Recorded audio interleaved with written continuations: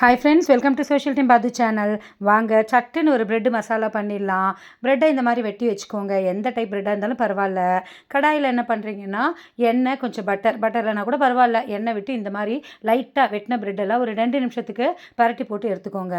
இன்னொரு கடாயில் 2 ஸ்பூன் எண்ணெய் விட்டு பிரிஞ்சி இலை, பட்டை, சோம்பு, சீரகம், பொடியாக நறுக்கின இஞ்சி, பூண்டு, பச்சை மிளகா, நல்ல ஒரு பெரிய வெங்காயம் கைப்பிடி அளவு, தக்காளி 1 இது எல்லாத்தையும் பொடியாக நறுக்கி வதக்கிட்டு மிளகாப்பொடி, சீரகப்பொடி, கரம் மசாலா, மஞ்சள் பொடி இது எல்லாத்தையும் போட்டு வதக்கிக்கோங்க. நம்ம காரத்துக்கு ஏற்ற மாதிரி தான். கொஞ்சோண்டு டொமேட்டோ சாஸும் சில்லி சாஸும் இருந்தால் ஊற்றிக்கோங்க, இல்லைன்னா பரவாயில்ல. உப்பு போட்டுட்டு நல்லா கலரி விட்டுக்கோங்க பச்சை வாசனை போக.